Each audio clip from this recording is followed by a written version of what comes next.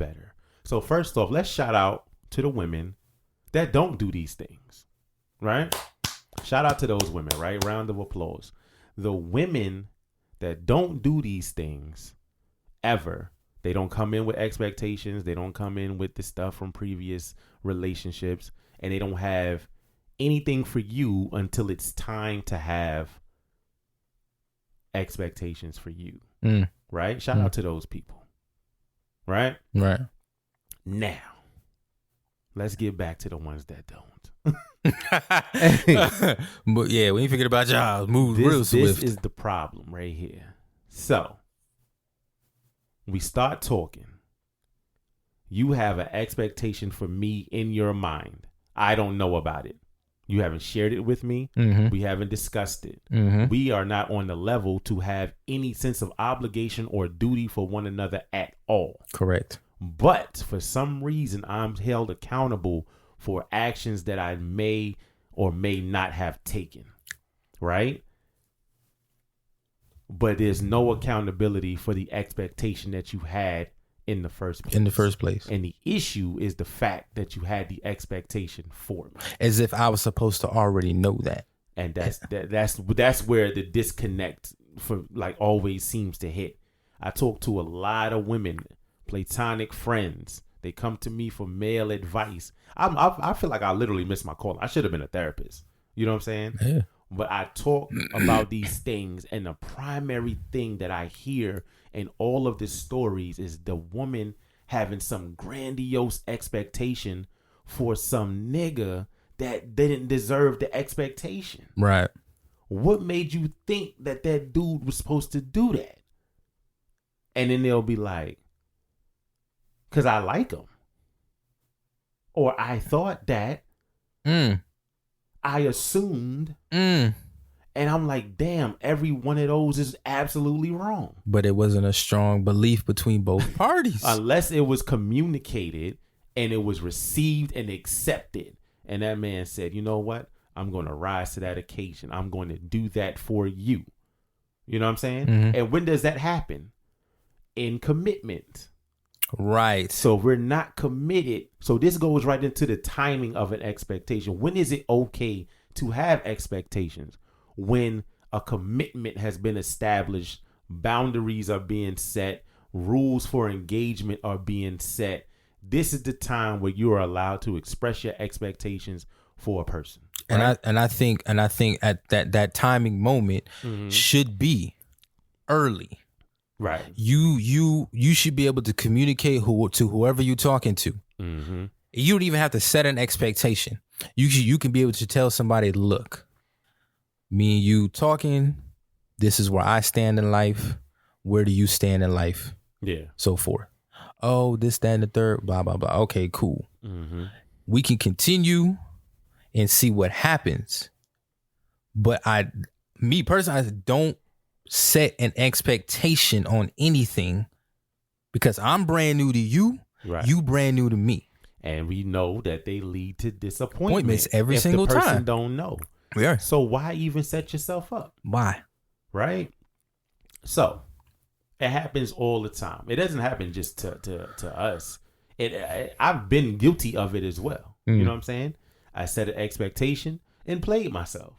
You know what I'm saying? At the time, I was mad, hurt, like, damn. But then I realized it didn't take no time. I'm like, shit, you know what I did? I assumed that's what was going to be. Yeah, because you can't blame nobody but yourself. And it's like, well, damn, I fumbled on that shit. Yeah. And for move on, going forward, I am not going to do that shit again. That's my way. That's how I do it. Now, what you just said just now, I am not going to do it again. Yep. How often does that get applied? How often is that applicable to the person who keeps doing it over and over and setting all these crazy expectations each time? Yeah. You guys can say within yourself, damn, it's a pattern. Yeah. I keep fucking myself over. There's never a stop to say that because there's always a lack of accountability. You got to take accountability. Do what I want to do. It doesn't work like that. It does not. The result is never what I want it to be. Exactly. But I'm going to try it the same fucking way with every person that I meet. That's crazy. And then all you're doing is breaking yourself down, and then over time, you're not going to be able to function correctly. You're not even prepared to receive, like, when a real dude comes along, right? You can't even receive this nigga love because you so fucked up in the shit that you caused that you can't make a connection anymore. You know what I'm saying? Right. Yeah. And it's super weird to me, and I'm like, yo. And in real talk, if it was just like a few people or a few women I was talking to that had this issue, I'd be like, oh, okay. You know, it's not everybody. Mm-hmm. It's damn near all of them. You know what I'm saying? That I talk to. And so I'm sitting here, I feel like I hear them listening like, these niggas, what the fuck? Yeah. Let's share some examples. These is real live examples. No real names will be used. If they know who they are, they know who they are. It is what it is. Appreciate you for listening. But I would never tell anybody's real business. But this is the joint. This is what I'm saying. Friend of mine, you know what I'm saying, told me a story about her AC unit going out in her home. Mm-hmm. AC unit was out. The crib was stupid hot. She asked the dude that she was talking to at the time, yo, what should I do about this? My man said, yo, break your lease, move. Right? Right. Sound advice. Right. Shit, if the landlord ain't holding up his end of the bargain, get up out of there and dip. You know what I'm saying? Mm-hmm. She got upset with this nigga. I said, what? I said, what's wrong? What's wrong? She was like, nah, because why the fuck would he say some shit like that? He know I can't afford to break my lease and move. So why would he even say that? I said, well, you asked him for a solution and he gave you one. Why would you be mad at the solution he gave you? Right. Here we go. She said, well, I was expecting him to say one of these three things. One, well, let me buy you a new AC unit to put in your house. Mm-hmm. Two, let me buy you a fan or something that you could put in your house to try to cool off. Mm-hmm. Or three, you and your daughter can come stay at my home because my air conditioner works. So immediately in the conversation, I was like, what? Is this nigga your husband? She said, what? I said, what is the level of y'all relationship? I said, is this your boyfriend? Long term? Yeah, because for what she said, this gotta be somebody that's obligated to her and her daughter, right? Mm-hmm. Right. Nah, it's just a nigga I'm fucking with. Huh. So y'all relationship is strictly sexual and only has been sexual? Yeah. But I'm saying I expected him to say something like that because one time he wanted me to come to a hotel in another city and he expected me to do that. So why wouldn't I expect him to do this? I said, let me say this though. Did you go to that hotel in that city and fuck him? Mm. No. I told him I couldn't come because XYZ. Oh. So he had an expectation. You potentially disappointed. Mm-hmm. And now it's your turn. And you're saying that he disappointed you. Mm-hmm. And I'm talking about she on her whole niggas ain't shit. Like this nigga ain't. And I'm like, dog, that's crazy. Now this is the most disappointing part. I expected that. You feel me? This is what surprised me. Yeah, I talked to my dad, and my dad was like, yo, stop fucking with that nigga. He's a bum ass nigga. You shouldn't even spend no time with no niggas like that. What? Her father said this. What? So now I'm hearing the story, and I'm like, oh shit, I see where the failure came in. I'm more disappointed in her father at this point. And she said, why you say that? I said, because for one, how he talking down on this young man that's just dicking you down and don't owe you shit? That is crazy that he said that. Matter of fact, the only person in this equation is your father that should step in and do something. Right. I said, and even that, you a grown ass woman, so really he don't owe you shit neither. But if we were going off of obligation and duty, your daddy should have stepped in and got you an AC, a fan, or said, yo, come bring you and my granddaughter to my AC house and come still in the cool with me. Facts. It ain't that man to do that. You know what I'm saying? Mm-hmm. So I'm disappointed in him and I'm disappointed in you. She was like, well, what do you mean? I said, let's just break it down. Let's talk about you. I said, so the young man asked you to do this thing. She said at some point they got into an argument. He called all kinds of stupid bitches and they broke up. I told her that's fine. You know what I'm saying? Once disrespect comes into play, I don't want anybody to stay around for disrespect. I mean that shit 1000%. Right. Once he called out her name and did the most, yes, you in that situation. But I'm not condoning him calling out her name. I'm saying I might understand depending on how that conversation goes. Yeah. So this is how the conversation went. Why would you tell me to break my lease? You know I can't afford that. Yo, you asked me for a solution. I gave you one. What the fuck you want from me?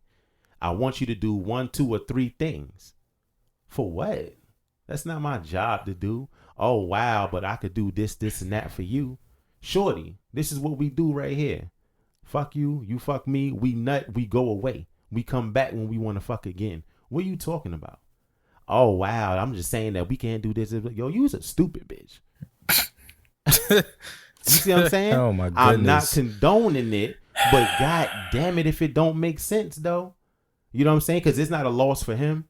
But she feels she's upset about it. Apparently that happened years and years ago. But she was talking to me and was like, you know how somebody telling you a story and they be mad like it just happened? Right, like, yeah. Oh, she's still upset about this shit. But for what? But I said, let's break it down. Let me tell you what your issue was in that whole situation.